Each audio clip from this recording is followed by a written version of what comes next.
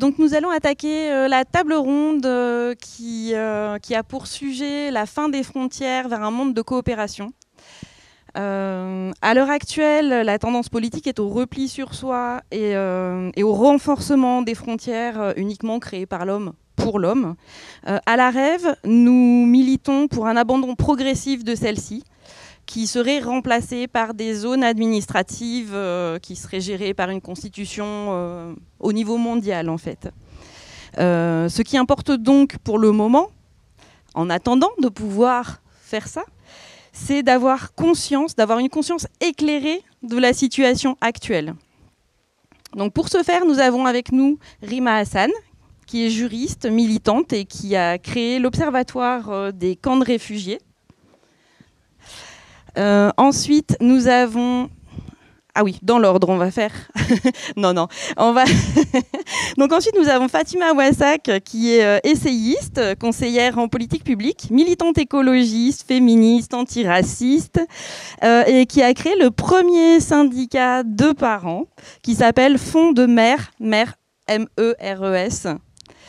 Nous avons aussi Stéphane Ravaclé avec nous, qui est secrétaire national au Parti socialiste pour les commerces et l'artisanat, et qui est surtout un boulanger militant, puisqu'en fait, il a fait une grève de la faim pour éviter que son apprenti, à l'époque, soit renvoyé dans son pays d'origine. Voilà, vous l'avez certainement vu à la télévision.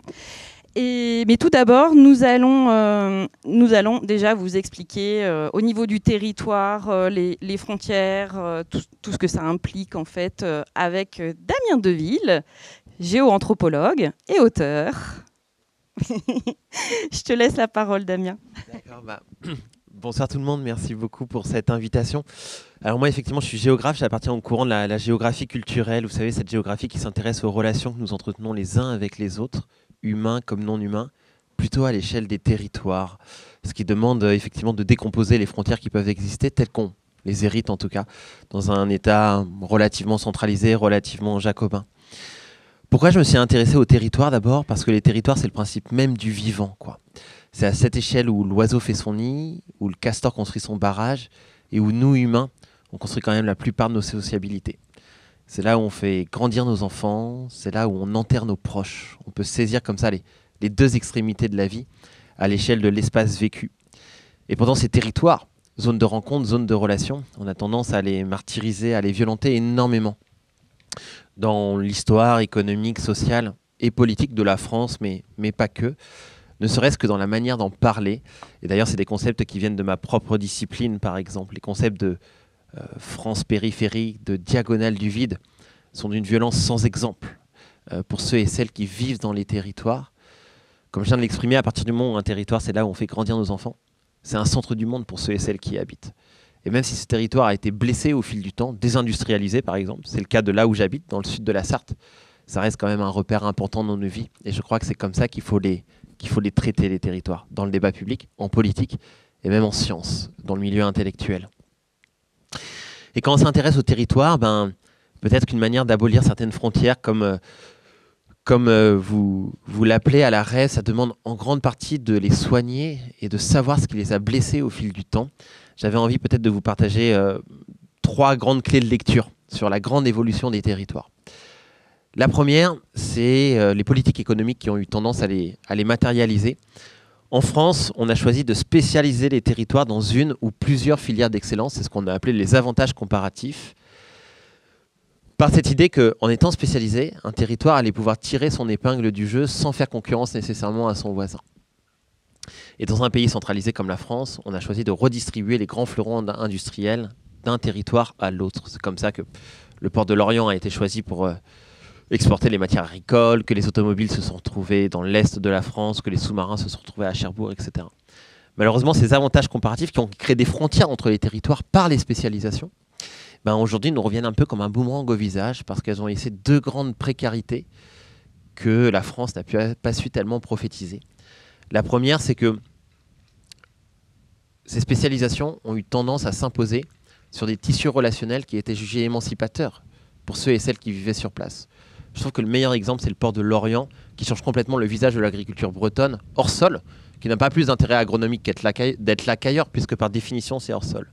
Le seul intérêt, c'est la proximité avec le port. Cet élevage est très polluant, problème des algues vertes sur le littoral breton, toxique autant pour les humains que pour les non-humains.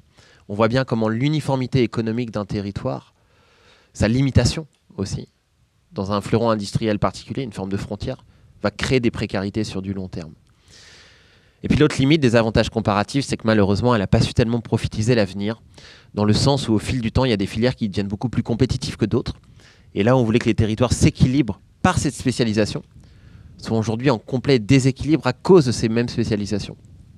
Airbus à Toulouse, par exemple, crée beaucoup plus d'emplois et de richesses que les stations balnéaires du Languedoc-Roussillon. Alors ça commence à changer, Montpellier est en train d'exploser, mais pendant longtemps, il y a eu un gouffre entre Midi-Pyrénées et Languedoc-Roussillon, pour le dire vite. Et puis que dire de ces territoires qui ont été spécialisés dans des filières qui n'existent plus du tout aujourd'hui? En disant ça, je pense à mes grands-parents, les hommes du noir, les mineurs, aux femmes du fil, également le textile, aux hommes du feu, la chaudronnerie dans le grand est de la France. Aujourd'hui, c'est des territoires qui sont très pauvres, car ils étaient dépendants d'une industrie qui aujourd'hui n'existe plus sur le terrain. Deuxième, je crois, limite, et ça je pense que Fatima pourra en parler parce que ça joue énormément sur les quartiers populaires, ça joue également sur les autres types de territoires, c'est la métropolisation du monde, la métropolisation de la France, qui crée énormément de frontières entre les métropoles et les autres types de territoires. Pourquoi ? Parce que ce qui caractérise au fond la métropole, c'est pas seulement une ville qui s'agrandit sur elle-même, c'est la capacité qu'a un territoire, une ville, à restructurer toutes les filières d'un territoire à partir de son propre centre. Avec pour risque de mettre en vassalité les autres types de territoires. D'ailleurs, il y a un chiffre qui existe en France, je pense qu'il est ultra parlant. Les métropoles, alors ça dépend où on les arrête, mais c'est à peu près 45% de la population française. Et pourtant, c'est 85% de la création d'emplois chaque année. On voit à quel point on a créé un gouffre, Et puis cette fracture, elle peut se lire également dans la fabrique des imaginaires. On ne se rend pas compte à quel point en France, on a un imaginaire très uniforme, très centralisé. Il suffit d'aller au cinéma pour s'en rendre compte, y compris dans le cinéma d'auteur.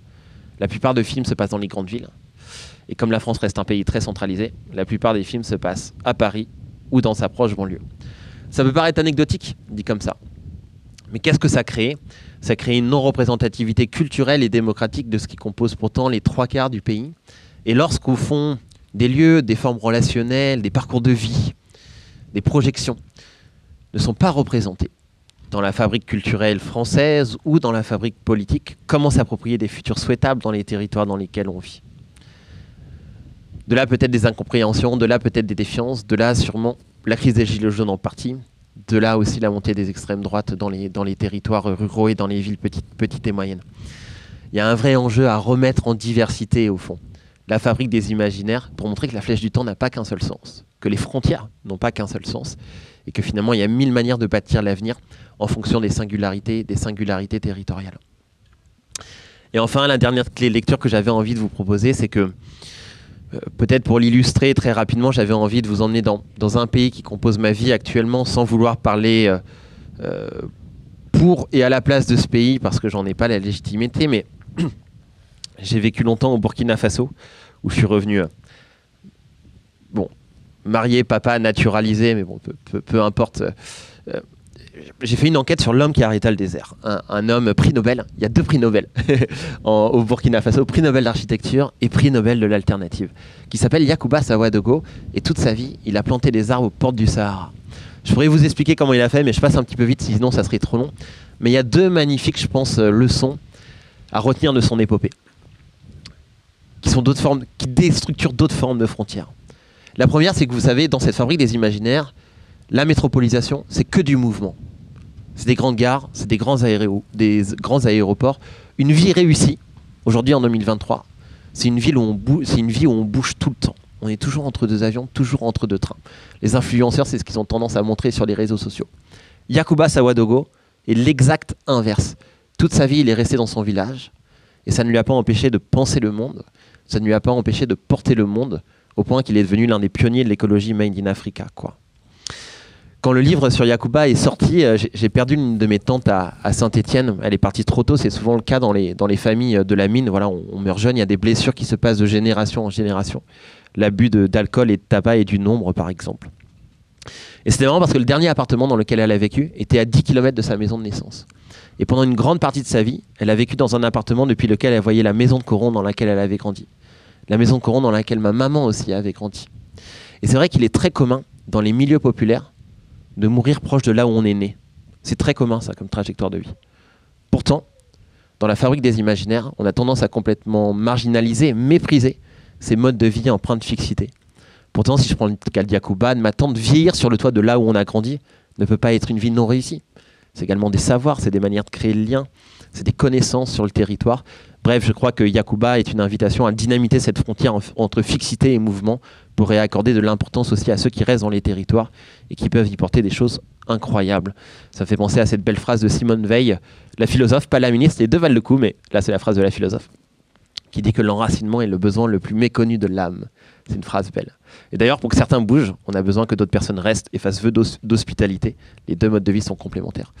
Et une autre frontière que j'avais envie de vous partager, c'est que très rapidement, on a tendance à penser que pour sauver le vivant, il faut abandonner certains territoires pour que la nature reprenne ses droits. C'est en partie vrai.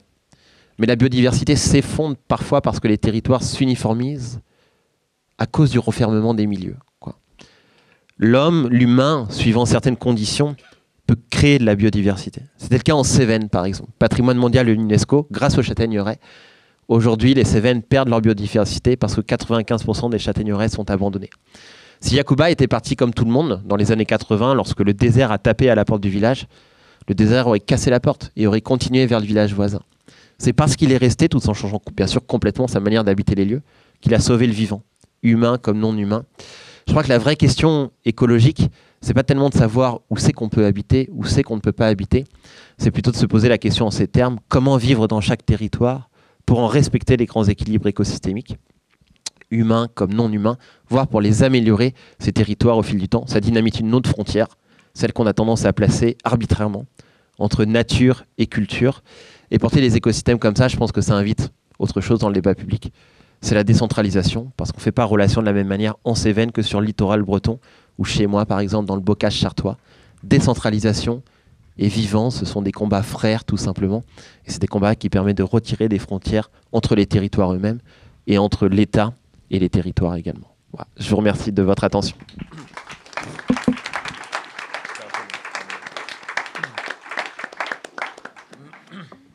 Donc maintenant, c'est à Rima. Bonjour à toutes et à tous. Je ne sais pas si on m'entend bien. Si, c'est bon. Alors, je m'excuse d'avance parce que moi, je vais poser des questions auxquelles je n'ai pas de réponse. Donc, ça va être... je me pose dans une posture qui est celle, je pense, d'une ignorante sur le sujet, en fait. Et je pense qu'on est... Parfois, c'est bien d'aborder les choses comme ça. Donc, on va peut-être commencer par définir ce qu'est une frontière. En tout cas, telle qu'on les perçoit. Et je pense que c'est un peu l'objet de... Parce qu'il y a mille et une manières, je pense, d'aborder la question des frontières. C'est un périmètre sur lequel un État ou une entité va exercer une souveraineté, mais c'est aussi un paramètre d'une identité. Et cette notion de frontière, elle est très intéressante puisqu'elle va me permettre d'aborder le sujet des frontières qu'on ne voit pas, parce que là, il est question effectivement des frontières qu'on voit et celles qu'on a nécessairement, je pense, besoin de questionner pour penser à un monde d'échange et de coopération qui serait... qui cesserait de nous séparer.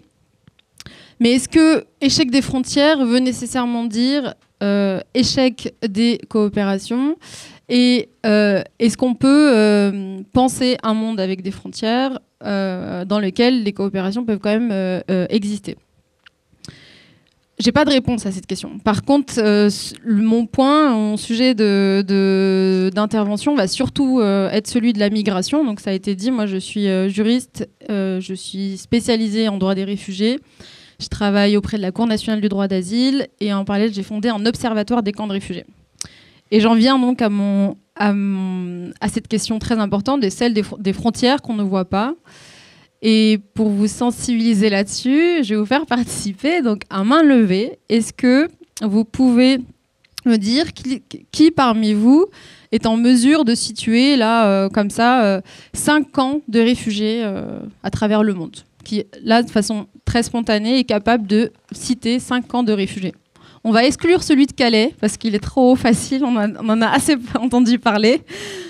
Mais est-ce que, en pensant à l'état du monde, est-ce que vous avez 5 noms de camps de réfugiés que vous pouvez me citer dans des pays différents, bien sûr, sinon c'est un peu facile. Oui ? Non, 5. 5. 3, oui. Oui. En Grèce. Il y a Lesbos, il y a le camp, alors j'ai pas le nom, mais au Liban pour les réfugiés de la guerre en Syrie. Et il y a le camp où il y a les femmes qui étaient, c'est en Irak si je me trompe pas, qui ont appartenu ou qui appartiennent à Daesh. Voilà. Vous n'avez pas les noms? Non. Ouais. D'autres personnes? Non. Bon, bah, l'objet là, c'est vraiment de vous sensibiliser sur les frontières qu'on ne voit pas et qu'on ne connaît pas, et qui sont les frontières des indésirables et de la gestion des indésirables. Ce terme, c'est pas le mien, c'est celui de Michel Agier, qui est un anthropologue et qui est un expert de ce qu'on appelle l'encampement, le phénomène d'encampement.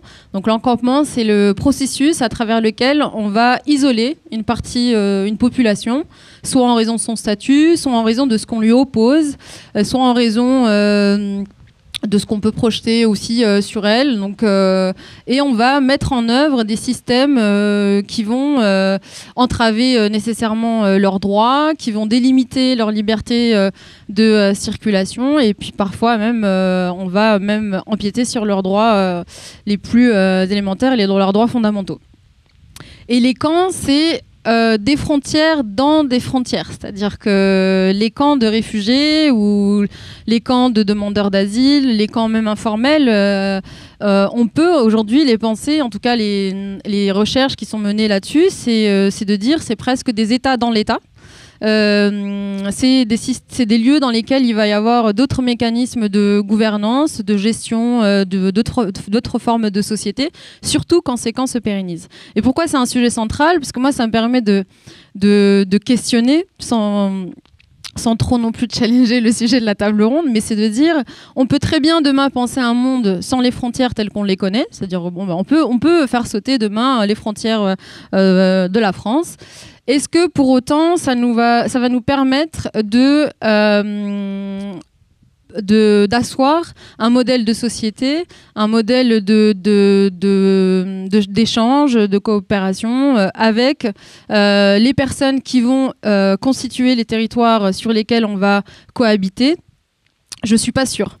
Ce qui veut dire que ça nécessite, avant de penser ou de promouvoir, à mon sens, l'approche qui consiste à abolir les frontières, ça nécessite, on ne peut pas faire l'économie en tout cas, de la question des inégalités dans le monde, puisque là on est sur une démarche qui consiste à abolir les frontières, voilà, pas sur une région donnée, mais à l'échelle mondiale. On ne peut pas la penser si on n'a pas questionné effectivement ces sujets des inégalités dans le monde, et aussi du racisme structurel. Parce que bien souvent, les camps de réfugiés, la première justification, c'est celle effectivement qui consiste à dire, effectivement, on a des personnes étrangères et donc on va les isoler dans un espace où on a surtout des moyens, des outils pour pouvoir les contrôler à tout point de vue, donc contrôler leur mode de vie, contrôler la façon dont ils vont penser, s'organiser, mais aussi contrôler leur identité. Enfin, donc si vous voulez abolir les frontières telles qu'on les conçoit aujourd'hui, c'est pas une fin en soi.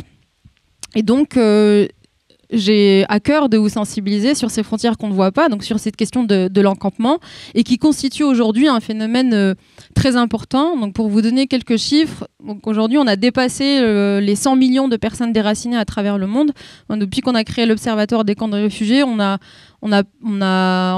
observe en fait un nombre de personnes déracinées à travers le monde qui ne cesse d'augmenter. Il y a 4 ans, quand on a commencé avec l'Observatoire des camps de réfugiés, on était à peine à 70 millions de personnes. Et aujourd'hui, on est à plus de 100 millions de personnes déracinées à travers le monde. Dans ces personnes, il y a plusieurs catégories. Je pense que vous en avez déjà entendu parler. Il y a la catégorie des personnes réfugiées. Donc là, c'est les personnes qui franchissent une frontière internationale. Il y a la catégorie des personnes déplacées. Donc ce sont les personnes qui ne franchissent pas une frontière internationale, c'est-à-dire qu'elles se déplacent d'une ville, elles se déplacent à l'intérieur de leur propre territoire. Et il y a aussi le statut des personnes apatrides. Donc ça, c'est une vraie question, parce que la question des frontières, elle se pose c'est presque un combat même pour certaines personnes. Donc, moi, je suis réfugiée palestinienne. Pour les Palestiniens, la frontière, si vous voulez, elle est indissociable de la lutte palestinienne. C'est-à-dire qu'elle est vraiment intrinsèque même à la question de leur lutte et de leur lutte d'indépendance. Et il y a la catégorie des personnes qu'on appelle donc des demandeurs et des demandeuses d'asile. Sur cette proportion de personnes déracinées à travers le monde, aujourd'hui qu'on estime à 100 millions, il y a, sur la part des réfugiés, un réfugié sur 3 qui vit dans un camp. Donc c'est un tiers de la population réfugiée à travers le monde. Sur les déplacés internes, c'est 50% des déplacés qui vivent à l'intérieur. Donc vous voyez, c'est très intéressant parce que là, sur les déplacés internes, on a un taux d'encampement. On parle de taux d'encampement, c'est pas très joli, mais qui est plus élevé pour les personnes qui n'ont même pas franchi les frontières qui sont celles de leur pays. Donc comme quoi, la question des frontières, en fait, elle est à relativiser, elle est même à repenser dans des territoires où parfois la question de l'étranger se pose même pas. Là, on a vraiment un cas très emblématique qui est celui donc, des déplacés internes et qui sont à 50% qui vivent dans des lieux d'enfermement.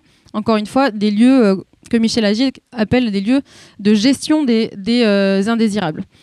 La durée de vie moyenne de ces camps, je vais là aussi vous questionner, est-ce que quelqu'un a une idée de la durée de vie de ces camps en moyenne?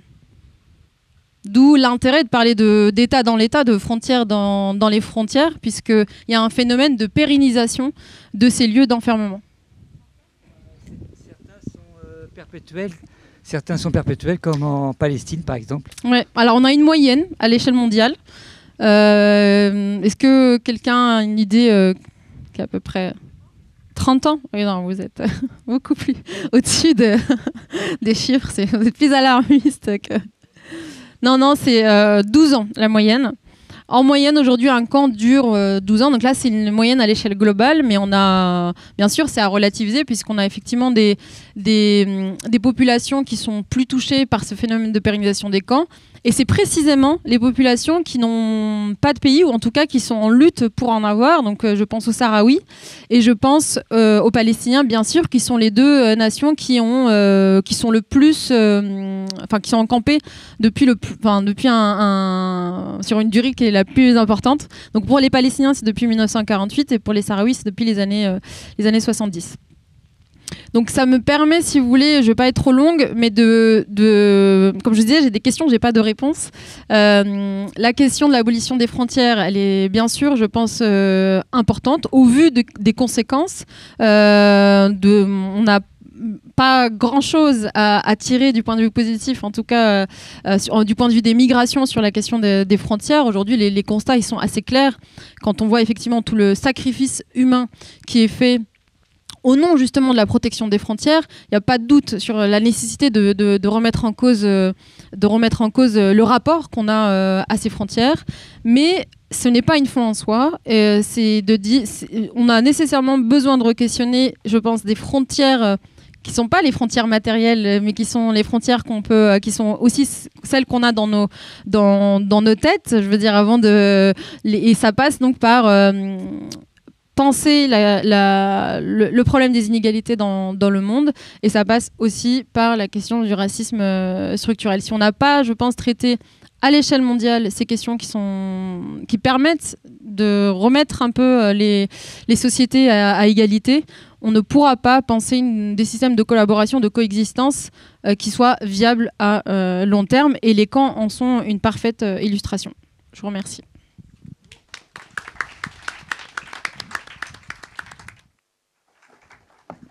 Donc Fatima. Bonjour tout le monde. Bonjour à tous et à toutes. Vous m'entendez? Vous m'entendez bien? Oui. Alors moi, je voulais commencer par vous lire un petit passage, parce que je ne vous parlerai pas des frontières de manière générale, parce que comme l'ont dit les camarades, le sujet est très très vaste. Moi, je ne vais pas parler de toutes les frontières.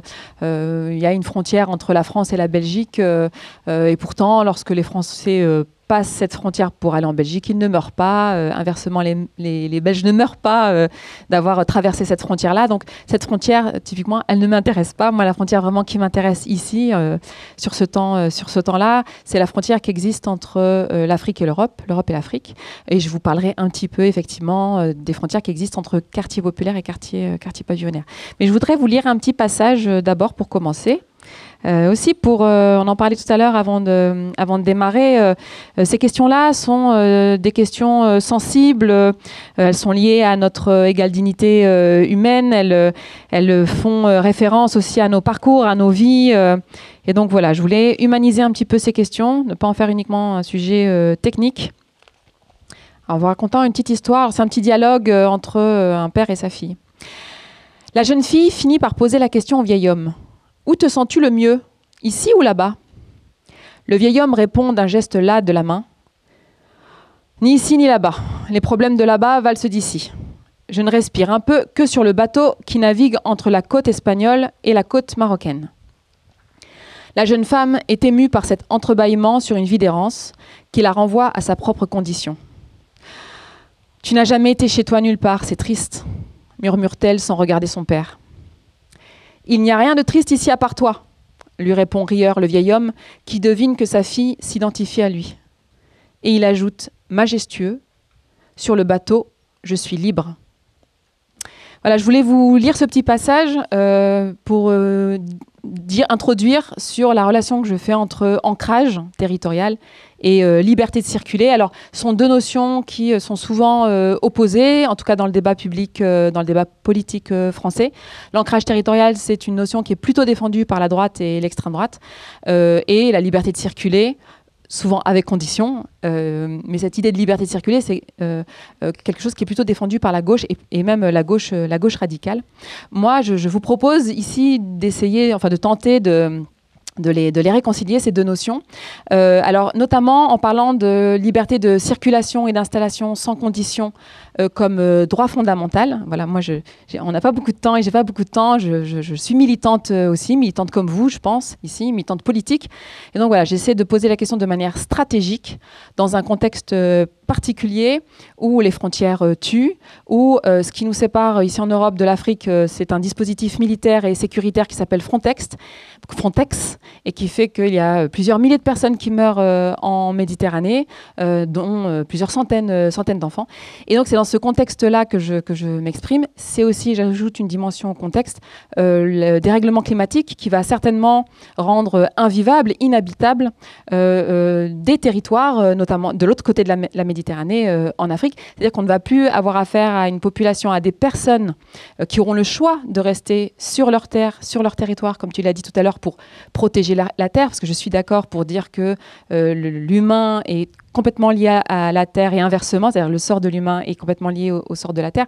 Ces personnes-là, ces populations n'auront plus le choix parce que le dérèglement climatique leur échappe complètement. Ce sont les populations qui sont les moins responsables du dérèglement climatique qui vont en subir le plus de conséquences. Et donc, dans ce contexte-là, les écologistes que nous sommes devons réfléchir à des modalités pour nous mettre à l'abri, évidemment, ici, mais offrir aussi la possibilité pour ces populations les plus vulnérabilisées de se mettre à l'abri. Et donc, dans ce contexte-là, moi, je vous propose de réfléchir à cette idée de liberté de circulation sans condition, mais articulée, encore une fois, avec cette idée d'ancrage territorial. Alors moi, je défends donc un projet, une perspective internationaliste, mais il s'agit d'un internationalisme sensible, et c'est pour ça que je vous ai raconté cette petite histoire là du vieil homme.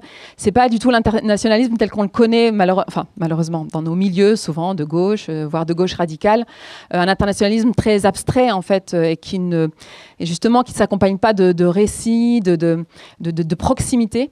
Moi, je défends vraiment un internationalisme qui parle à la population, notamment aux classes populaires, et pourquoi pas aux classes populaires qui vivent dans les quartiers populaires, notamment les personnes racisées, notamment aux quartiers populaires, donc où il s'agit de territoire plus que de terre. Moi, c'est vraiment très récemment que je commence à parler de ces territoires comme de terre, et pour cause, on qualifie souvent ces quartiers populaires non pas de terre, voire même pas de territoire, mais de zone. Et donc, depuis des décennies maintenant, au moins depuis les années 90, enfin, il y a tous ces sigles administratifs et même semi-policiers qui ont pullulé depuis les années 90. On parle de ZUS, donc de zones urbaines sensibles, on parle de ZEP, on parle de ZEP+, on parle même avec le gouvernement Macron-Darmanin maintenant de quartiers de reconquête républicaine. Enfin, il y avait les quartiers politiques de la ville, mais là, c'est encore plus précis, c'est encore plus colonial.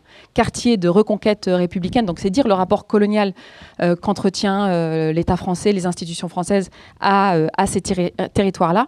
Et donc, ancrage territorial, pour moi, ça commence, par exemple, par débaptiser, en fait, ces territoires. Donc, ne plus convoquer ce champ lexical administratif et policier, mais moi je défends, j'ai écrit un bouquin qui s'appelle L'écologie pirate, la vallée des pirates, mais pourquoi pas le lycée Angela Davis, vous savez qu'il a été débaptisé depuis peu, c'est-à-dire que même Angela Davis, on n'accepte pas en fait que ce soit une figure pour ces quartiers-là, mais aussi des histoires de dragons, etc., tout l'imaginaire en fait de cette classe populaire-là qui pourrait en fait être mobilisée pour dire la terre qu'on habite, et effectivement là où on fait grandir ses enfants, malheureusement là où on n'est pas enterré, parce qu'en fait c'est pas encore possible pour une grande partie de la population qui vit dans les quartiers populaires en France d'enterrer les siens en France, parce que ce droit fondamental qui consiste à respecter la dignité du mort lorsqu'on l'enterre n'est pas respecté en France pour les musulmans.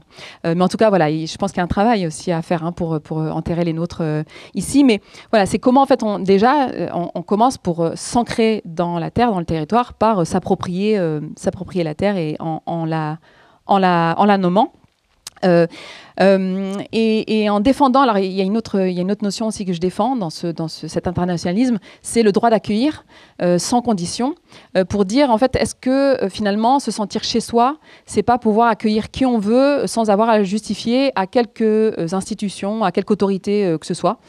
C'est pas le cas aujourd'hui, c'est-à-dire que moi je vis en France, pour accueillir quelqu'un chez moi, donc dans mon appartement, je dois justifier d'un certain nombre de choses, de revenus, je dois justifier d'un certain espace de mètres carrés en fait, pour pouvoir accueillir ma grand-mère, ma tante, une amie, quelqu'un du village, un artiste que j'admire, etc. Dès lors que tous ces gens-là habitent de l'autre côté de la Méditerranée. Il se trouve que pour beaucoup de personnes, beaucoup de populations qui vivent dans les quartiers populaires en France, il s'agit de millions de personnes, beaucoup de leur sociabilité, de leurs amitiés, de leurs amours, en fait, se trouvent de l'autre côté de la Méditerranée. Est-ce que défendre un droit d'accueillir sans condition, c'est-à-dire j'accueille qui je veux chez moi, sans avoir encore une fois à le justifier, est-ce que c'est pas une manière de s'ancrer ici et de se sentir chez soi ici? Oui, parce que se sentir chez soi, c'est important pour les écologistes que nous sommes. C'est important parce qu'on ne peut pas défendre une terre si on n'y est pas chez soi, si on n'est pas légitime, si on ne s'y ancre pas. On a tendance à interpeller les populations qui vivent dans les quartiers populaires pour dire mais pourquoi vous ne rejoignez pas la cause environnementale? Pourquoi vous n'êtes pas écolo, etc. Moi, l'hypothèse que je formule, c'est qu'on ne peut pas protéger une terre si on nous répète à longueur de temps qu'on n'est pas ici chez nous et que nous sommes finalement que des étrangers, notamment en nous demandant nos papiers d'identité. Voilà, pour moi, les contrôles d'identité, ça a d'abord pour fonction de désancrer la population non blanche qui vit en France. Montre-moi tes papiers comme si tu étais à un checkpoint, comme si tu étais à une douane, et ça de manière répétée. C'est une manière de dire à la jeunesse des quartiers populaires, tu n'es pas ici chez toi et donc tu dois rester dans ton petit appartement exigu, tu n'as pas à traîner dehors. Pour moi, la mort de Naël, paix à son âme, il y a quelques semaines, traduit ça. C'est-à-dire, Naël n'avait rien à faire dehors. Il a été entravé dans sa circulation dans son quartier. Et c'est pour ça qu'il a été arrêté. Et c'est pour ça, pour moi, qu'il a été exécuté. Pour qu'on puisse... Là, j'y vais franco, parce que je pense que vraiment, il faut passer la deuxième sur cette affaire. Il ne faut surtout pas laisser cette affaire être enterrée. Moi, je pense que les institutions avaient besoin de prendre sa tête, symboliquement, de la montrer à tous les jeunes, aux classes dangereuses, aux nouvelles classes dangereuses des quartiers populaires, pour dire, voyez, si vous traînez dehors alors qu'on vous répète à longueur de temps que vous n'êtes pas ici chez vous, en tout cas pas dans l'espace public, voilà ce qui peut vous arriver. Naël, il est mort, on l'a exécuté, et il est mort parce qu'il n'avait pas le permis. Voilà, c'était un délinquant. Voilà. Et d'ailleurs, on a organisé une cagnotte pour que le criminel qui l'a exécuté, puisse recevoir des millions et des millions. Pour moi, ça participe du désancrage. C'est une manière de répéter à nouveau aux populations qui vivent dans les quartiers populaires, vous n'êtes pas ici chez vous. Vos enfants ne sont pas ici chez eux. Et encore une fois, la preuve, c'est que s'ils traînent dans la rue, donc ils se contentent d'exister, ils ne manifestent pas. Hein. Ils n'ont pas dit à mort Macron. ils circulent dans la rue, ils circulent dans l'espace public. Voilà ce qui peut leur arriver.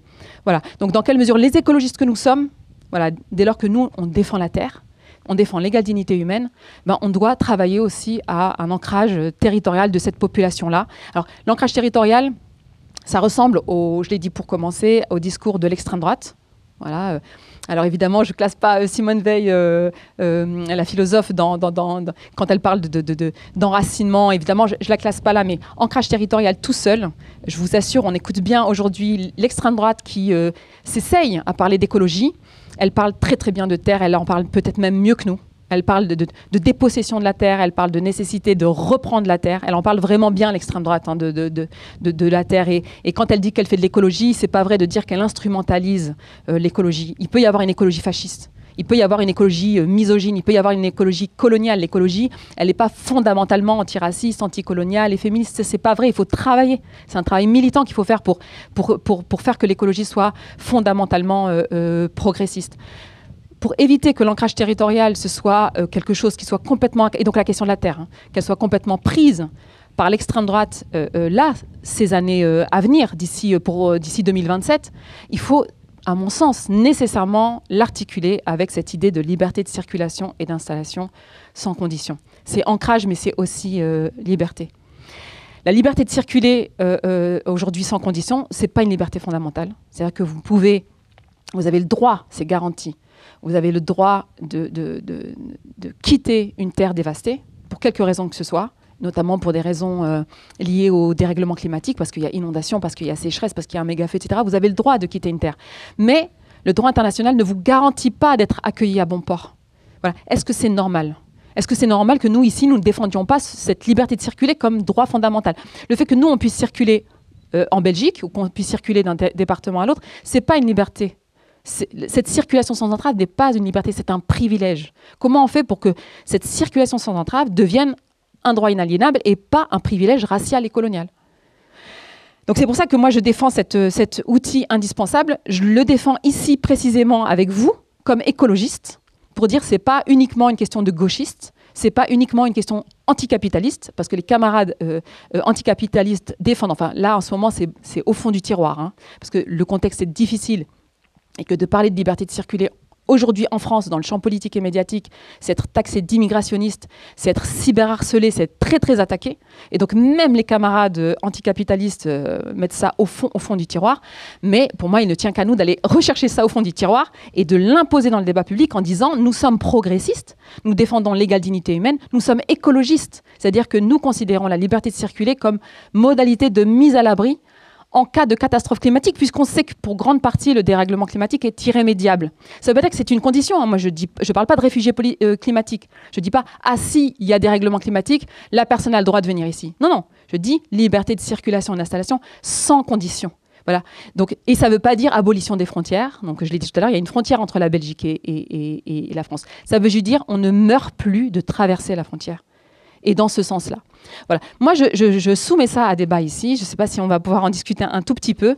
Je vous dis aussi, pour argumenter encore un tout petit peu, je donne des billes, en fait, parce que vraiment, c'est une question qui est importante pour moi. J'espère qu'elle est importante ou elle sera importante pour vous. C'est aussi, pour moi, une manière de décloisonner nos différents champs politiques et de faire de la réelle convergence de lutte, de la réelle alliance des luttes. Parce que la liberté de circulation sans condition, c'est quelque chose qui est traditionnel dans la lutte féministe, par exemple. J'ai le droit de circuler partout, quelle que soit l'heure, quel que soit l'endroit, quel que soit le vêtement. Ça, c'est de la liberté de circuler sans condition. C'est quelque chose qu'on peut mobiliser en tant que féministe.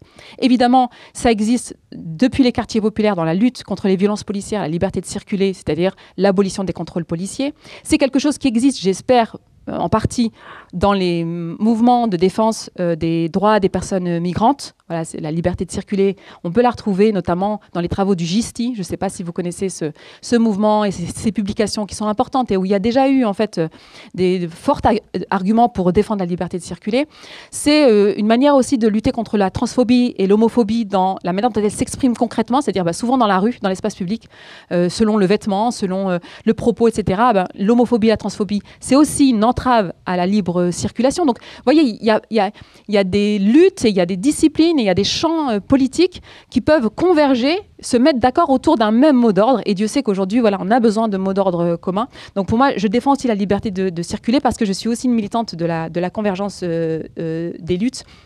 Voilà, j'avais d'autres arguments. Oui, l'affaire de la Méditerranée, un hyper sujet. Ça, c'est aussi pour prolonger les luttes des camarades sud-américains, notamment autour de la Pachamama. Je ne sais pas si ça vous parle, la Pachamama comme hyper sujet. C'est comment, en fait, de manière plus générale, on accorde des droits inaliénables, des droits sacrés aux vivants.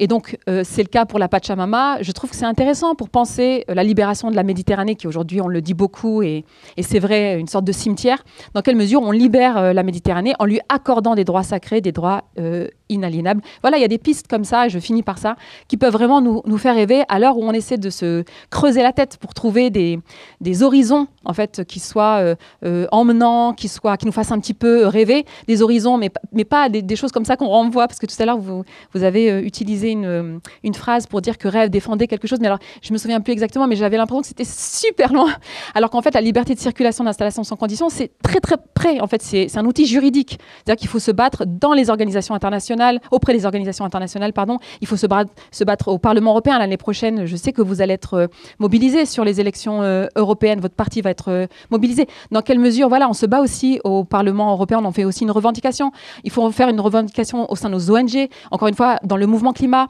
dans les organisations antiracistes, etc., etc. Donc, c'est comment, en fait, de manière très concrète, on obtient la liberté de circulation. Alors, évidemment, il faut réfléchir à l'échelle internationale. C'est pas en France seulement, évidemment. Hein, c'est par définition un travail à faire avec d'autres camarades ailleurs. Mais moi, je me rends compte de plus en plus que des camarades travaillent à cette liberté de circulation sans condition dans les pays d'origine en Afrique, en Amérique du Sud, en Asie, enfin ailleurs en Europe, en Espagne, en Italie. Enfin, c'est comment on essaie aussi de remettre au goût du jour notre aventure internationaliste en essayant d'aller voir ailleurs, en fait, les camarades qui travaillent dans le même sens.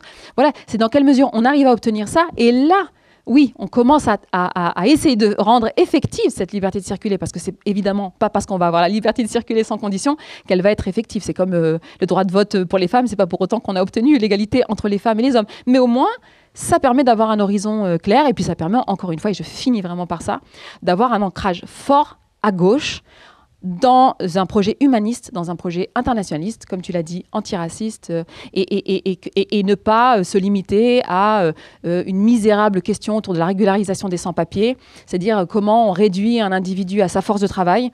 C'est ce que dit Darmanin. Hein. Darmanin, il ne dit pas autre chose que ce que dit la gauche aujourd'hui, en fait. Darmanin, il dit cette personne, elle a le droit d'entrer parce qu'elle va être utile dans tel secteur d'activité. Il appelle ça les secteurs en tension. Mais la gauche, elle dit ça aussi. La gauche, elle dit oh, bah, regardez ces pauvres gens, regardez, ils sont utiles pour le bâtiment, pour la restauration, on va les garder, etc. C'est la même chose. Je veux dire, il n'y a pas de différence de nature dans la proposition. Pour moi, le seul projet de gauche en la matière, c'est défendre la liberté de circulation et d'installation sans condition. Voilà, je finis par ça.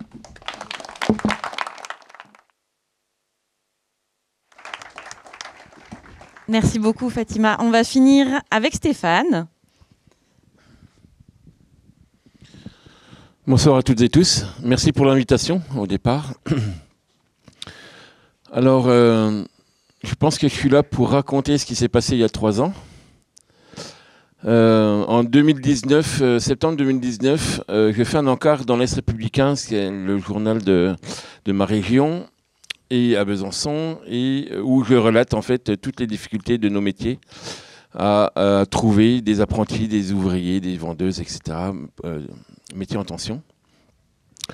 Par ce biais-là, arrive une vingtaine d'exilés dans mon magasin via des associations avec tuteurs et tutrices. Et au milieu de ces personnes, de ces exilés, arrive un jeune homme, et je ne sais pas pourquoi, mon œil tombe dessus, certainement parce qu'il est super souriant et qu'on dirait encore un enfant, malgré son ossature, malgré sa vie. Et je dis à cette tutrice, on va faire un stage ou 2 et nous verrons ce que ça peut donner. Ça se passe évidemment super bien. Ce jeune homme, avec sa tutrice, reviennent à un moment donné et on arrive à faire un contrat d'apprentissage faut savoir que le contrat d'apprentissage se fait en 3 parties avec les mineurs, c'est-à-dire les parents, mais là, il n'y en avait pas.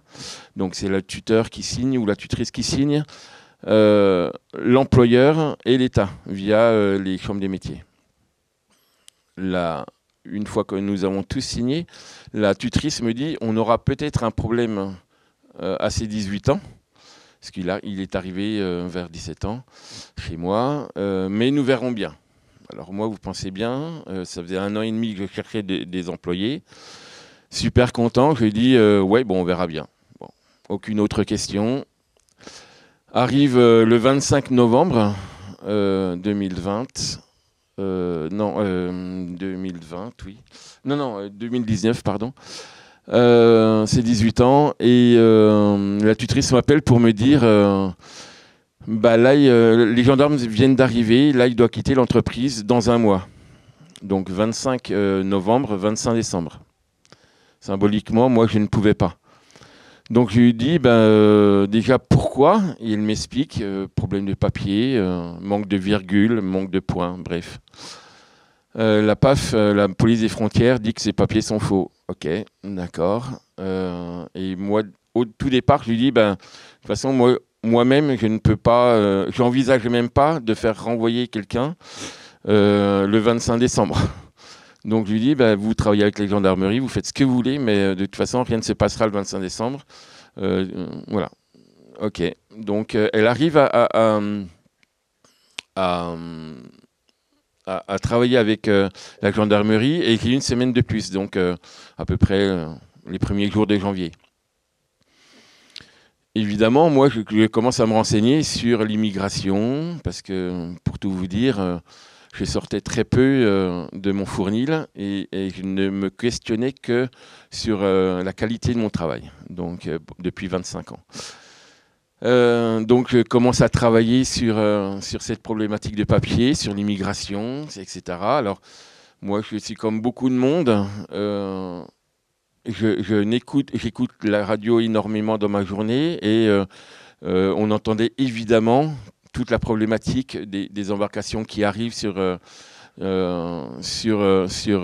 les plages où on ne trouve plus personne, etc. Mais c'est une information qui chasse l'autre et il y a d'autres informations qui arrivent et évidemment, moi, je ne pense à rien d'autre qu'à mon travail, donc c'est une information comme une autre en fait. Donc je me renseigne véritablement et je pense véritablement que là on commence un vrai combat.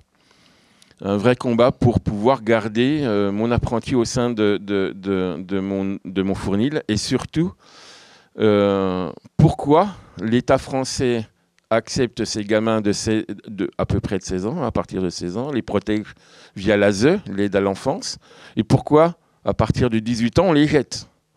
On a pris soin d'eux pendant 2 ans, au maximum. On les habille, entre guillemets, j'aime pas ce mot-là, mais on les éduque. On les protège. Et à 18 ans, on les jette. On les ramène à leur embarcation et on pousse la barque. Et ciao. Donc pour moi, c'était insensé que le législateur n'ait pas fait son travail jusqu'au bout. Donc j'ai un petit peu travaillé le sujet. Et j'ai appelé des amis, je leur ai demandé qu'est-ce que je peux faire. Et une amie juge me dit on va faire une pétition. Je lui dis mais une pétition, ça n'a jamais poussé la porte d'une préfecture, enfin pour ma part. Je me suis dit c'est complètement inconcret. Enfin ouais, ok, on va trouver une centaine de personnes via mes amis et mes clients et puis ça va faire rien d'autre. Elle me dit laisse-moi faire ça. Toi tu gères ton fournil, tu gères le gamin et moi je fais ça. Il arrive fin décembre et donc j'appelle. J'ai une idée. En fait, voilà, pardon. Pendant ce laps de temps, je pense à mes 10 ans où, dans les années 80, des grévistes de la faim de tout âge et de tout pays font des grèves de la faim pour des intellectuels emprisonnés dans des pays totalitaires. Dans les années 80, on en voyait beaucoup. Et je me dis, je me regarde, je me dis, une petite grève de la faim pourrait peut-être me faire du bien. Et 3 jours, je vais peut-être pouvoir tenir. je me dis, tiens, je me lance sans y penser, parce que vraiment, quand je me lance dans des choses comme ça, je ne pense pas aux conséquences. Malheureusement, ou c'est bien, tant mieux, je ne sais pas. Et je me dis, en fait, je connais quelques organes de presse à Besançon. Je téléphone à l'Est républicain, je téléphone à France 3. Je leur dis, voilà, je débute le 3 janvier une grève de la faim pour mon apprenti Laye Fodé Traoré. Et parce que moi, symboliquement, déjà humainement, c'est pas possible qu'on le jette. Il s'est très bien adapté à Besançon, il s'est très bien adapté à la vie française, il s'est très bien adapté à l'école, il s'est très bien adapté à mon entreprise, et je ne vois pas pourquoi on doit le renvoyer. Ils me prennent très au sérieux parce que le 3 janvier à 7h du matin, je vois une équipe de l'Est républicain et de France 3 arriver. Et à partir de ça, de cette arrivée-là, jusqu'au 11 janvier, je reçois plus de 350 demandes d'interviews en 11 jours, que ce soit français, international. Et ma vie change. Je me rends compte qu'en fait, il y a une autre vie. Je ne me nourris pas, évidemment, pendant 11 jours. Cette tension journalistique me nourrit. Et plus encore, la pétition marche véritablement fort bien, puisque vous êtes certainement de ces personnes qui ont signé cette pétition sur change.org. Moi qui ne croyais pas du tout aux pétitions, maintenant j'y crois. À la médiatisation aussi, je ne savais pas ce que c'était, et donc j'y crois. À partir du 11e jour de grève de la faim, la préfecture de Vesoul m'appelle, me convoque. J'ai adoré ce mot-là, me convoque, avec le gamin, parce que je l'appelle toujours mon gamin, pour envisager quelque chose. Alors je téléphone au gamin et je lui dis, écoute, ça sent bon, parce que les administrations, normalement, nous convoquent quand c'est bon et nous envoient des lettres quand c'est pas bon. Lâcheté administrative. Et donc, on part le lendemain à 13h30 à la préfecture de Vesoul. Et là, on obtient une carte de séjour et une carte de travail pour lui. Ces 11 jours de grève de la faim ont été merveilleux pour moi. Parce que je ne savais pas déjà que je pouvais combattre pour quelqu'un. Ou pour une cause. C'était la première fois de ma vie. Je combattais, comme je vous ai déjà dit, pour mon travail. Pour véritablement bien le faire. Ça m'a ouvert aussi une deuxième vie, parce que je me suis dit, quelqu'un peut compter pour... Enfin, je savais tout le monde pouvait combattre pour quelqu'un, mais moi, j'ai emmené mon corps et mon mental pour quelqu'un que je ne connaissais pas il y a 6 mois avant. Et ma part d'humanisme a vraiment grossi. Et depuis, j'envisage plus du tout la vie au fond de Montfournil. Je viens de vendre ma boulangerie pour pouvoir me battre avec beaucoup plus de temps pour ce genre de questions. J'ai intégré la politique parce que je me suis dit que l'association que j'ai fait naître, Patronne Solidaire, pour aider les patrons et les apprentis venant d'ailleurs, n'arrivait pas à combattre véritablement jusqu'au bout, puisque on n'arrivait pas à arriver jusqu'aux politiques. Donc j'ai essayé de partir en politique avec une législative, la dernière législative, et j'ai perdu, mais ça m'a donné encore une force encore plus grande. Et donc, je me suis encarté avec les socialistes dernièrement parce que c'était les premiers qui sont venus me voir et voilà, j'ai toujours baigné dans du socialisme.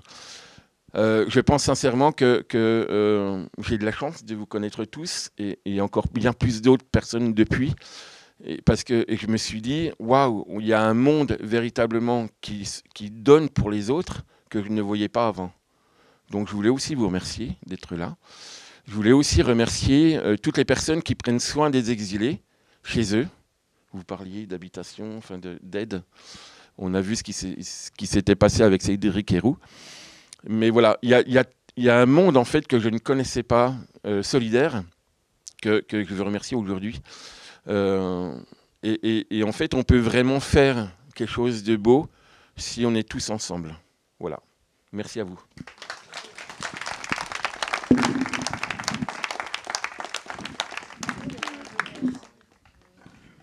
Est-ce que l'un d'entre vous veut réagir par rapport aux propos des autres? Non? Vous avez des questions peut-être à poser aux intervenants?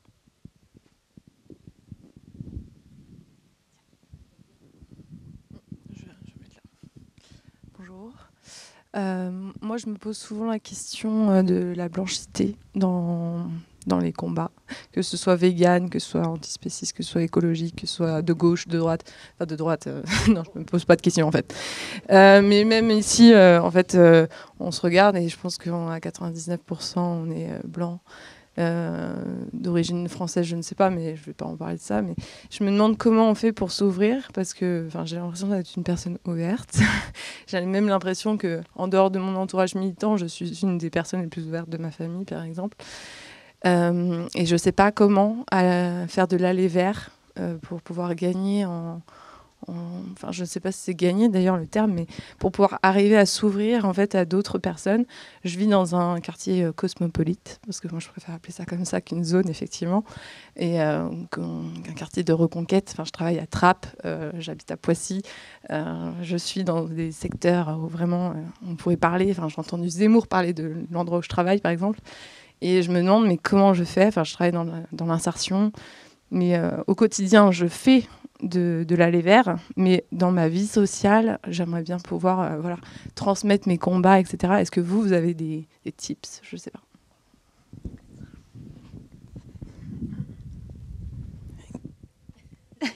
Fatima?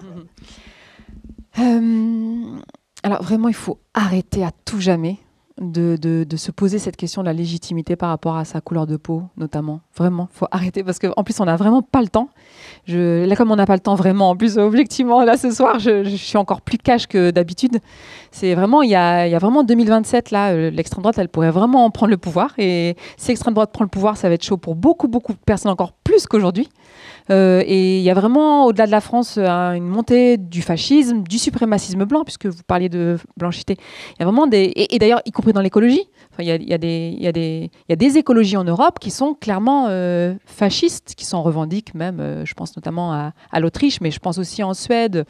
Donc vraiment, il faut vraiment passer la deuxième, pas trop se prendre la tête là-dessus. Alors je vais vous dire, moi je renvoie souvent à un livre. Alors il va finir par croire que je le connais même pas, je l'ai même jamais rencontré, mais il y a vraiment un très très bon livre que je vous conseille, qui s'appelle De nos frères blessés. C'est écrit par un écrivain qui s'appelle Joseph Andras, qui a eu le prix Goncourt, qu'il a refusé. Donc c'est dire, là, je ne sais pas si vous voyez qui est cet écrivain. Et alors, De nos frères blessés, ça raconte l'histoire de Fernand Yveton. Alors, je vais un peu spoiler, mais en fait, c'est dans tous les manuels d'histoire. Il suffit de taper Fernand Yveton, il meurt à la fin. Bon, c'est la mauvaise nouvelle du livre, et je vous le dis tout de suite. Il meurt à la fin, mais alors c'est intéressant. Bon, déjà, c'est magnifiquement bien écrit, donc voilà, si vous aimez la littérature, c'est vraiment un très beau livre. Mais surtout, ça raconte l'histoire d'un homme blanc, bon, qui est plutôt côté colon en fait. Voilà, c'est avant l'indépendance de l'Algérie, donc c'est avant 1962. Et cet homme communiste, donc il défend un projet politique, cet homme va se battre contre l'État colonial, contre la colonisation, à tel point qu'il va en perdre la vie. Il va être guillotiné. C'est le seul blanc en fait qui sera tué par l'État colonial français à l'époque. Et il le fait pas pour aider les autres. Enfin, c'est ce que vous disiez tout à l'heure. Vous disiez mais comment je peux aider d'autres, etc. Lui, il fait pas ça pour les autres. Il fait ça pour lui en fait. Parce que lui, Fernand Yveton, il peut pas vivre dans un monde colonial. Il peut pas vivre dans un monde d'oppression. Il peut pas vivre dans un monde de domination. Lui, il défend autre chose, un autre projet politique. Donc moi vraiment, je vous invite plutôt à réfléchir à votre projet politique, dans quelle mesure, par exemple, on partage un projet politique commun et dans quelle mesure on y travaille. Moi, c'est aussi pour ça, tout à l'heure, que je parlais de liberté de circulation sans condition, et non pas même si je comprends évidemment le point de vue des uns et des autres, mais moi je parlerai jamais d'aider les sans-papiers, de régularisation des sans-papiers, etc. parce que ça introduit même si évidemment je reconnais encore une fois la légitimité en fait de s'entraider, d'être solidaire, mais moi je préfère poser des questions comme la liberté de circulation comme droit fondamental parce qu'elle vous engage comme elle m'engage. En fait, la liberté de circulation, c'est pas plus pour moi que pour vous, c'est pour tout le monde. Par définition, c'est un droit inaliénable dont on bénéficie tous et toutes. Donc, je disais, c'est comment on passe d'un privilège à une liberté fondamentale. Là, c'est pas une question de couleur de peau. veux dire, vous pouvez vous battre pour la... Bon, vraiment, je prêche pour ma paroisse, mais je veux dire, vous pouvez vous battre là-dessus comme moi. Je ne suis pas plus légitime que vous. Je veux dire, un homme n'est pas plus légitime qu'une femme, etc., etc. Vous voyez, donc je pense qu'il faut vraiment remettre au centre de nos débats la question du projet politique. Voilà. Quel projet politique vous défendez et est-ce que oui ou non, nous sommes d'accord sur le projet politique en termes d'égalité, en termes de liberté fondamentale, liberté publique, en termes de justice, etc., etc. C'est beaucoup plus intéressant et c'est des impasses moins importantes quand même que de se prendre la tête uniquement sur alors quelle est ta couleur de peau, est-ce que oui ou non tu es légitime à parler, quel est ton genre, quelle est ta classe sociale. Enfin, je veux dire, personne ne sera légitime à ce petit jeu-là. Plus personne ne sera légitime. Je veux dire, moi sur la question raciale, par exemple, on va me dire mais toi tu as des papiers. Et donc, tu es moins légitime à en parler qu'une personne non blanche, certes, mais qui a... Enfin, je veux dire, c'est n'importe quoi, en fait. Il faut vraiment revenir, voilà, quel est le projet politique et le qualifier. Parce que c'est ça aussi qui nous manque aujourd'hui, c'est qu'on n'ose plus qualifier le projet politique qu'on défend. Est-ce que c'est un projet communiste? Est-ce que c'est un projet anarchiste? Quel type d'écologie politique on défend, etc. C'est quel projet politique on défend? Et puis voilà, puis on se compte combien on est à défendre le même, et puis on y va entre camarades, quoi. Bon, là, je me situe énormément quand je parle de camarades, mais voilà. Pour moi, voilà, il faut revenir à ça, et ça va nous détendre. Et Dieu sait qu'il nous faut un petit peu de joie et d'enthousiasme à aller ensemble. Encore une fois, on n'a pas le temps. Voilà, il y a l'ennemi politique là qui, lui, ne se pose pas toutes ces questions-là et qui s'organise. Merci beaucoup, Fatima. Est-ce que vous avez d'autres questions ?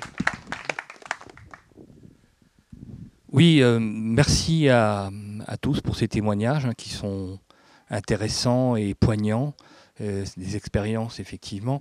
Alors moi je voudrais intervenir sur... alors moi je suis avocat et je m'occupe des demandeurs d'asile aussi, je fais pratiquement que ça. Et j'étais assez sensible à la notion d'enfermement, d'encampement, mais je crois que l'encampement, il existe aussi dans l'existant, dans le juridique existant. Je pense par exemple au système Dublin, parce qu'on parle beaucoup du système Dublin, hein, et effectivement, quand on a des personnes, alors je pense notamment, j'ai en tête des expériences que j'ai eues avec des jeunes Afghans à qui l'administration dit « mais vous êtes passé par la Pologne, vous êtes passé par la République tchèque, on vous remet une décision comme quoi vous devez regagner le territoire polonais ou le territoire tchèque », c'est parce qu'il n'y a aucune harmonisation au niveau européen. Donc effectivement, le projet final qui est l'abolition des frontières est une utopie que nous poursuivons tous. Mais déjà, si on pouvait se battre sur l'existant déjà, sur l'harmonisation déjà par le haut, sur la question du respect des droits fondamentaux en Europe, pourquoi en Europe qui est effectivement cet espace juridique qui est soi-disant commun, nous avons des différences entre pays pour déjà le traitement juridique des réfugiés. Donc il faudrait déjà commencer de gravir la montagne par ces marches-là, et je pense par exemple nous avons des élections européennes, donc ça peut être un objectif commun de toute la gauche, qu'elle soit rassemblée par assemblée. Ça c'est des questions politiciennes auxquelles on n'a pas de réponse aujourd'hui, mais déjà si on peut avoir ces objectifs, je dirais fondamentaux déjà communs, pour se battre déjà sur voilà, le minimum juridique syndical, si je puis dire, ne serait-ce qu'au niveau du respect des droits fondamentaux au niveau européen. Voilà. Hop. Juste une seconde, est-ce qu'on peut rappeler ce qu'est le système Dublin, justement, pour tout le monde? Alors, pour cette question, je pense que... le problème, c'est vraiment le regard européocentré sur la question de la migration. Et c'est la problématique du Dublin, en fait, elle vient de très loin. Elle est même intrinsèque à la Convention de Genève. Donc le système Dublin, pour celles et ceux qui ne connaissent pas, c'est le système qui a été mis en place en Europe, qui permet, en tout cas, qui a voulu répartir... ou harmoniser en tout cas la répartition de la question de l'accueil auprès des différents pays. Et donc l'idée c'était de dire en fait quand une personne franchit les frontières d'un pays donné, c'est ce pays-là qui est responsable de sa demande d'asile, c'est-à-dire qu'elle ne peut plus en sortir et elle est contrainte à aller au bout de sa procédure de demande d'asile dans ce pays. Mais cette question-là, en fait, elle nécessite de revenir à la Convention de Genève elle-même, puisque la Convention de Genève de 1951, donc c'est la Convention internationale qui définit le statut de réfugié. Et je vais vous expliquer à quel point elle est obsolète, cette convention, bien que c'est l'outil sur lequel que je traite tous les jours à la Cour nationale du droit d'asile, puisque c'est en ratifiant cette convention que la France a créé donc l'OFPRA, l'Office français de protection des réfugiés et des apatrides, qui est l'administration spécialisée pour recevoir les demandes d'asile, et la juridiction d'appel, c'est la Cour nationale du droit d'asile. La Convention de Genève, il faut savoir que c'est une convention qui a été pensée par les Européens pour les Européens. En 1951, elle a été pensée pour traiter les migrations intereuropéennes essentiellement, post-Seconde Guerre mondiale. Et il a fallu attendre 67, les protocoles de New York de 67, pour que ça devienne une convention internationale. Et le problème, c'est qu'on a ouvert cette convention. Il y avait non seulement donc une limitation géographique, mais aussi une limitation temporelle. C'est-à-dire qu'on ne pouvait pas se prévaloir d'une protection internationale à travers cette convention en dehors des enjeux qui se sont posés pendant la Seconde Guerre mondiale. Et les protocoles de New York de 67 ont fait sauter en fait les limitations géographiques, mais aussi les limitations temporelles. C'est-à-dire qu'on peut, on a pu, à partir de cette date, demander l'asile pour quel que soit son pays d'origine, auprès des pays qui ont ratifié, parce que ça a été un processus qui a été assez long. Aujourd'hui, elle fait globalement consensus, cette convention, mais ça a été quand même un processus assez long pour convaincre une communauté internationale d'y adhérer. Et elle a fait sauter donc les limitations temporelles, c'est-à-dire que on peut en tout temps demander aujourd'hui l'asile. Voilà, on n'est pas cantonné aux enjeux qui se sont déroulés à une période qui était celle de la Seconde Guerre mondiale. Et là où ça a été problématique, c'est qu'on a ouvert cette convention sans inviter ces nouveaux pays, qui étaient donc des nouveaux pays majoritaires d'ailleurs, parce que l'Europe, je veux dire, dans le monde, proportionnellement, ça reste quand même une minorité en nombre. Et on a invité, si vous voulez, une communauté internationale, notamment des pays, ce qu'on appelle du Sud global, à adhérer à cette convention, sans poser la question de leur migration. C'est-à-dire que des raisons pour lesquelles on pouvait aussi migrer, ou des enjeux de migration auxquels étaient confrontés d'autres régions, d'autres continents, d'autres pays. Et donc on est resté cantonné aux critères qui ont été pensés par les Européens pour les Européens, au point qu'aujourd'hui on a 2 critères sur 5 qu'on n'utilise absolument pas juridiquement parlant. C'est-à-dire qu'aujourd'hui, dans les décisions qui sont rendues par la Cour, mais aussi par l'OFPRA, il y a 2 critères qu'on n'utilise plus du tout. Donc je vais vous les citer, les 5 critères qu'on a dans cette convention. C'est la race, la nationalité, les opinions religieuses, les opinions politiques, et enfin l'appartenance à un groupe social. Donc l'appartenance à un groupe social, c'est une construction jurisprudentielle, c'est-à-dire que c'est la Cour, l'OFPRA, mais aussi la jurisprudence européenne qui vont caractériser ce qui peut être un groupe social dans un pays donné. C'est-à-dire qu'on va dire, dans ce pays, les personnes qui ont telle orientation sexuelle, c'est un groupe social, parce qu'il y a tout un arsenal législatif pénal qui les exclut, parce que la documentation internationale fait état d'un certain nombre de persécutions à leur égard, etc., etc. Les femmes ou les jeunes filles excisées dans tel pays, c'est un groupe social, parce qu'on a suffisamment de documentation pour dire que à 80% dans ce pays, ces femmes sont excisées, etc. Donc on va vraiment constituer des groupes sociaux à travers une construction jurisprudentielle. Donc ça, c'est assez intéressant, parce que du coup, il n'y a pas de limite. On peut vraiment adapter la construction des groupes sociaux en fonction de l'actualité. Les opinions politiques, ça reste pertinent. Et c'est d'autant plus pertinent puisque la jurisprudence est allée jusqu'à parler d'opinion politique imputée. C'est-à-dire que moi, je ne suis peut-être pas militante politique. Par contre, je suis amie avec un militant politique et on peut m'imputer des opinions politiques, et à ce titre, je peux être protégée. Donc ça reste intéressant. La question des opinions religieuses, c'est la même chose. C'est soit vos opinions religieuses affirmées, soit celles qu'on vous impute. Le critère de la race, il n'est plus du tout utilisé, fort heureusement, parce qu'il est complètement obsolète. Je veux dire, aujourd'hui, on parle de groupe ethnique, donc c'est-à-dire que si c'est l'appartenance à un groupe ethnique, on va construire un groupe social autour de ça. Et la question de la nationalité n'est plus du tout utilisée. C'était encore intéressant au moment où il y avait toute la question des dislocations des États, où justement les questions des frontières étaient encore questionnées. Donc ce que je veux vous dire par là, c'est que le système Dublin, il vient pas de nulle part. Et s'il échoue, il échoue aussi parce que la Convention de Genève en elle-même, c'est une convention qui est très centrée sur le regard européen en fait, qui a été posé sur les migrations, et surtout qui n'a jamais été remise à jour ou re-questionnée au sein même quoi, de son texte, de ses articles, pour inclure les autres réalités de migration.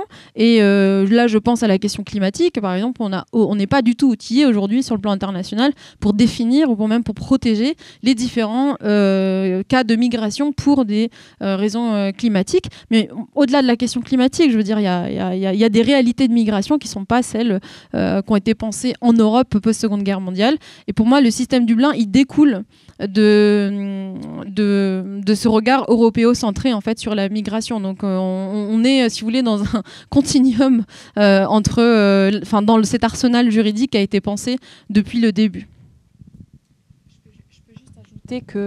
Alors, moi, j'ai donc une organisation qui s'appelle Front de Mer, donc c'est un syndicat de parents comme vous avez eu la gentillesse de le présenter tout à l'heure. Il y a un Front de Mer en Belgique et la personne qui est à la tête de cette organisation en Belgique s'appelle Selma Ben Khalifa. C'est une avocate très connue, très reconnue en Belgique. Elle est spécialiste du droit des étrangers et du droit d'asile. Elle défend la liberté de circulation, d'installation sans condition. Je veux dire, voilà, et elle ne parle pas de minimum syndical d'un côté ou de. Voilà, il ne faut pas opposer d'un côté des gens très pragmatiques qui seraient avocats, qui seraient sur le front. Pardon. Alors, moi, je ne suis pas d'accord avec vos étapes, monsieur, parce que, vous voyez, moi, je vous disais, il faut pouvoir opposer un projet ambitieux, notamment face au macronisme, et aussi face à l'extrême droite. L'extrême droite, elle n'a pas son minimum syndical. L'extrême droite, elle dit grand remplacement, remigration. Voilà, dans quelle mesure nous, on est capable aussi, non pas de... Parce que là, vous nous parlez, à mon sens, de questions qui sont marginales. Le gros de la question des frontières meurtrières, ce sont ces femmes, ces enfants, ces hommes qu'on abandonne dans le désert tunisien au nom de la protection, de notre protection, soi-disant, de la protection des Européens. Le gros le minimum syndical, pour moi, c'est par exemple le Sénégal qui rentre dans Frontex. C'est-à-dire que là, pour l'instant, on en parlait tout à l'heure, on voit encore des petits-enfants mignons qui s'échouent comme ça sur nos plages, etc. Ça touche encore nos petits cœurs d'Européens et notre bonne conscience. Mais bientôt, il n'y aura plus ça. Bientôt, le Frontex va tellement descendre en Afrique on ne verra même plus rien. C'est-à-dire qu'il n'y aura même plus comme ça des migrants ici qui viendront frapper à nos portes, des jeunes comme ça qui auront des petites bouilles d'enfants. Il n'y aura plus rien. Tout se fera sans nous, en fait, et ça ménagera notre bonne conscience. Ce ne sera même plus visible à nos yeux. Ce sera plus visible à nos yeux. Voilà. Donc le minimum syndical, monsieur, c'est ça.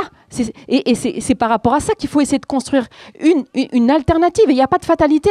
Nos parents, nos grands-parents traversaient la Méditerranée, faisaient des va-et-vient. Je veux dire, ces frontières telles qu'elles existent aujourd'hui, on n'est pas condamné à ces frontières-là. C'est ça que je veux dire. Et on peut tout à fait envisager, on est capable de penser une alternative anticapitaliste, une alternative au système financier, une alternative aux énergies fossiles. Pourquoi on ne serait pas capable de penser une alternative à cette gestion des flux migratoires qui est une gestion meurtrière, et notamment avec des avocats et des avocates comme vous, qui avaient justement les compétences.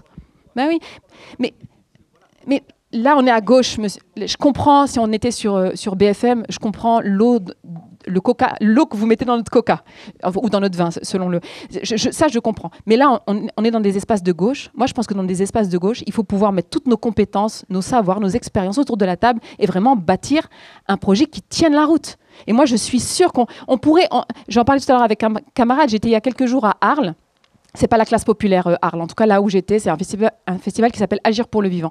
La personne qui animait le débat prévoyait de me poser une question, parce qu'elle savait que j'allais arriver avec mes gros sabots de liberté de circuler. Elle prévoyait de me dire, mais est-ce que vous êtes sûr que dans le contexte actuel, ça va pas diviser, etc., etc. J'ai commencé à en parler, mais les gens dans la salle, il y avait des centaines de personnes, mais étaient au moins intéressées par la question. Elles ne connaissaient même pas la question. En réalité, la plupart du temps, en France, on ne connaît pas cette possibilité, cette alternative qui est la liberté de circuler sans condition. Donc pourquoi on se permet même pas de discuter de cette option, en fait? Et moi, je suis sûre qu'on serait étonné de voir à gauche, en tout cas, je parle de la gauche, je parle pas d'en face. À gauche, moi, je suis sûre, on serait étonné de voir qu'en fait, on est beaucoup plus nombreux que ce qu'on est. Et puis encore une fois, il n'y a pas qu'en France. Il y a ailleurs en Europe, je parlais de la camarade belge tout à l'heure, mais moi, je connais des camarades en Espagne, au Sénégal, au Maroc, etc. Il y a des gens qui dénoncent aussi ces supplétifs-là que constitue maintenant la bande nord-africaine pour comme ça barrer le barrage aux migrants subsahariens. Il y a aussi là des organisations qui se battent aussi contre ces crimes contre l'humanité en réalité. Donc moi, en tout cas, ça me fait plus rêver que ce minimum syndical que vous évoquez et qui pour moi n'est pas à la hauteur des enjeux aujourd'hui. Mais pour moi, il n'est pas à la hauteur et c'est dépassé. C'est un vieux débat qui est dépassé. Moi, je préfère qu'on parle d'un débat qui nous permette de gagner.